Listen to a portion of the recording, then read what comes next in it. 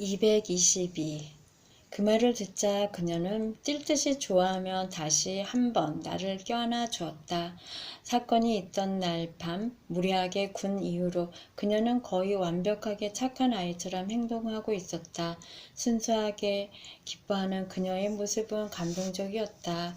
이제 약속한 인터뷰 시간이 되었다. 슬라브코 신부의 사무실로 들어서니 그곳이 바로 성모님께서 매일 저녁 모습을 보이시는 바로 그곳이었다. 처음에는 성당 제단 오른쪽에 발현하셨다. 그러다가 모스타의 파바오제닉 주교가 그곳에 모인 사람들을 성당 밖으로 쫓아내도록 명령했다. 파바오제닉 주교는 성모님 발현 초기 몇 달 동안 그 일을 열심히 믿고 후원해 주었는데 웬일인지 태도가 바뀌어 지금은 맹렬한 반대 당원이 되었다. 그리고는 성모님 발현은 프란체스코의 신부들이 조작한 속임수로 단정 지었다. 그는 불행히도 프란체스코회가 아니었다. 덕분에 성당에서 쫓겨나게 된 어린 목격 중인들은 지난 2년 반 동안 이곳 침실 겸 사무실로 쓰는 조그맣고 초라한 방에서 성모님을 만나고 있었다. 이 특별한 곳에 와 있다는 사실만으로도 온몸이 떨릴 정도로 행복한데 더구나 심리학자인 슬라브코 신부와 인터뷰까지 하게 될 줄은 생각도 못했었다. 신부는 깡마른 얼굴에 검정테 안경을 끼고 있었다. 그리고 머리는 회색이었다. 처음 신부가 메주고리에로 오게 된 것은 제닉 주교가 그를 이곳으로 보내서였다. 그래서 주교는 성모님의 발현이 사기극이라는 것을 슬라브코 신부가 밝혀줄 것을 기대했다. 누군가가 그 일을 해야만 한다면 그것은 바로 슬라브코 바베릭이라고 주교는 믿고 있었다. 신부는 4개의 국어에 능통할 뿐 아니라 유고슬라비아에서는 뛰어난 신학 교수로 이미 잘 알려진 학자였다. 이 박식한 신부가 이 바보 같은 사기극을 끝맺음할 수 있다고 주교는 믿었던 것이다. 나는 슬라브코 신부에게 어른 목격 중인들과 만났던 초창기의 일부터 물어보았다. 신부의 대답은 아이들을 처음 만나자마자 그들이 거짓을 말하는 것이 아니라는 걸 알게 되었다고 했다. 그리고 그들과 함께 지내오는 동안 신부는 개인적으로 어린 목격 중인들에게 영적인 책임감 같은 것을 느끼게 되었다고 했다. 실제로 어린 목격 중인들의 생활은 많은 압력을 받고 있었다. 신부는 어린 목격 중인들뿐 아니라 자신이 맡고 있는 교구 내의 젊은이들에게도 책임감을 느끼고 있다고 했다. 실제로 어릴 때부터 함께 지내오던 친구가 어느 날 갑자기 성모님을 뵙기 시작하더니 그들의 생활이 눈에 띄게 바뀌는 것을 지켜본 메주고리의 젊은이들도 자신과 하느님과의 관계, 자신과 교회와의 관계를 재검토하기 시작했다고 한다. 젊은이들은 기도 모임을 구성했고 도움이 필요할 때는 슬라브코 신부를 찾아와 영적인 지도를 받는다고 했다. 주교는 슬라브코 신부의 행동에 무척 화를 내었지만 신부는 주교가 화를 내건 말건 지역 주민들을 위해 열심히 봉사하기 시작했다. 그는 몸을 아끼지 않고 일하면서 자기가 할 수 있는 모든 방법을 동원해 주민들을 도왔으며 문제아들을 돕는 상담 모임이 그의 헌신적 봉사 덕분에 탄생했다. 가장 어려운 일이 무엇이냐고 묻자 매일 저녁 성모님께서 나타나시는 방의 모든 것을 책임지는 일이라고 했다. 특히 어린 목격 중인들 외에 그 방에 누구는 들여보내고 누구는 안 된다고 결정해야 하는 점이라고 했다. 왜 하필 그 어린 아이들이 목격 중인이 되었는가를 묻자 신부는 성모님의 말씀을 인용해서 대답했다. 나는 언제나 세상의 사람만을 택하지는 않는다. 왜냐하면 성모님께서 아이들에게 모습을 보이셨을 때 중인들 중 하나가 내가 신부에게 던진 똑같은 질문을 성모님께 했었기 때문이다. 성모님께서 보통 아이들을 택하셨기 때문에 성모님 발현의 일을 가지고 사람들이 왈가왈부하지 못하는 게 아닌가 싶습니다. 신부가 자신의 생각을 덧붙였다. 나도 신부의 말을 이해할 수 있을 것 같았다. 이렇게 순진한 아이들이 사기극을 벌인다는 것은 상상하기 어려웠다. 물론 순진한 아이들이기 때문에 누군가가 만든 사기극에 말려들 수는 있었다. 그렇지만 이렇게 큰 규모로 5년간이나 계속되기는 쉽지 않을 것이었다. 왜냐하면 사실 여부를 조사하기 위해서 과학자팀, 의학팀, 성직자팀들이 쉴 새 없이 드나들고 있었기 때문이었다. 성모님께서 이렇게 어리고 교육도 제대로 받지 못한 아이들에게 특별히 자신의 모습을 나타내시는 데에는 또 다른 중요한 이유가 있다고 신부는 덧붙였다. 순수하면서도 어찌 보면 맹목적일 정도로 단순한 신앙을 성모님께서는 원하시기 때문이라고 했다. 언젠가 어린 목격 중인들은 사람들, 메주고리의 사람들뿐 아니라 세계의 모든 사람들에게 성모님께서 무엇을 원하고 계시는가를 여쭈어본 적이 있었다. 그분은 다음과 같이 대답하셨다. 모든 사람들로 하여금 나를 직접 만나본 너희들처럼 믿도록 해라. 성모님을 직접 뵙기 전에는 어린 중인들의 신앙생활이 어떠했는지요? 그 나이 또래의 다른 아이들과 별로 다르지 않았습니다. 신앙의 중요성은 이미 알고 있었지만 10대의 관심거리나 걱정거리가 신앙보다 우선인 그런 아이들이었습니다. 매 주일마다 성당 미사에 참여하는 것을 원칙으로 여기고는 있지만 한 번쯤 미사에 빠진다고 해서 자책하거나 죄책감에 시달리는 그런 아이들은 아니었습니다. 묵주기도 말씀입니까? 그런 건 특정 축일 때에나 겨우 드리곤 했죠. 지금은 어떻습니까? 수많은 순례객들이 끊임없이 그들을 보고 싶어하고 그들을 만져보고 싶어하고 또 그들과 함께 이야기를 나누고 싶어하기 때문에 실상 그들에게는 개인 생활이란 없다고 보아야겠죠. 더구나 한창 놀고 싶고 즐기고 싶은 나이가 아니겠습니까? 그런 측면에서 볼 때 어린 목격 중인들은 자신들에게 맡겨진 역할에 잘 순응하고 있는 셈입니다. 성모님의 방문을 직접 받는 사람으로서 매일매일 주어진 영적 훈련과 역할을 잘 감당하고 있습니다. 덕분에 지난 5년 동안 어린 목격 중인들도 영적으로 아주 많이 성숙해졌습니다. 이제는 다른 10대들과 전혀 다릅니다. 어린 목격 중인들은 다른 10대들이 보기에는 힘든 생활을 하고 있지만 그들은 그 누구도 범할 수 없는 내적 평화를 누리고 있죠.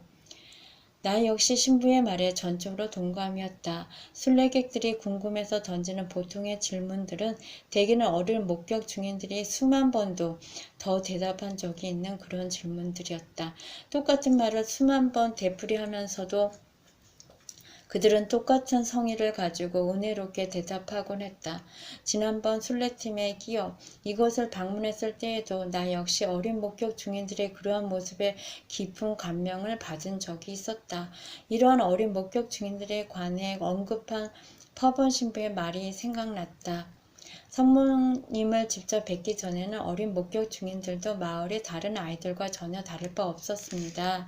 이제 그들은 새로운 인생길을 걷도록 성모님의 초대를 받았고 그들은 기꺼이 그분의 초대에 응했습니다. 성모님의 초대에 응답하여 새로운 인생길에 들어선 그들의 모습은 다음에 적은 마리아의 대답에서 쉽게 가늠해 볼 수 있다.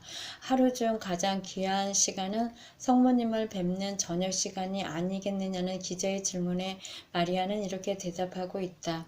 하루 중 가장 귀한 시간은 미사 때 영성체를 통해 예수님을 만나고 받아들이는 시간입니다. 슬라브코 신부와의 대담은 내게 여러 가지로 즐거운 시간이 되었다. 신부는 어린 목격 중인들의 영적인 아버지 역할을 맡고 있을 뿐 아니라 사회적으로나 또 종교적으로도 시야가 넓은 사람이었다. 그러한 그는 내가 어린 목격 중인들의 실제적인 입장을 이해하는 데 많은 도움을 주었다. 타냐 역시 자기가 맡은 역할을 아주 훌륭하게 해내었다. 로버트처럼 앞만 똑바로 쳐다보면서 말했지만 발음만은 아주 깨끗하고도 명확했다. 그리고 필요할 때마다 단어를 하나씩 통역해 주기도 했다. 헤어지기 싫었지만 어느덧 약속한 시간이 다 지나갔다. 나는 신부에게 고맙다는 인사를 남기고 방을 나서려고 했다. 그때였다. 타냐가 다급한 몸짓으로 날들어 기다리라는 신용을 하며 신부에게 무언가 속삭이고 있었다. 오, 그렇지. 깜빡 잊을 뻔했군. 신부가 완벽한 영어를 구사하며 내게 미소 지었다. 성모님께서 발현하실 때 혹시 함께 참석하고 싶으시다면 저녁 5시경에 이곳 제의실로 오십시오. 아마도 메주고리에 관한 글을 쓰시려면 그 부분이 꼭 필요하실 것 같은 생각이 듭니다만 나는 한데 얻어맞은 느낌이었다. 이것이 바로 타냐가 준비한 내 생일 선물이었다. 오늘이 내 생일이라고 타냐가 신부에게 언지를 준 것이 분명했다. 어쨌든 이제껏 받은 어떤 생일 선물보다도 근사한 선물이 될 것만은 확실했다. 나는 놀라움을 금치 못한 채 한동안 그곳에 그렇게 서 있었다.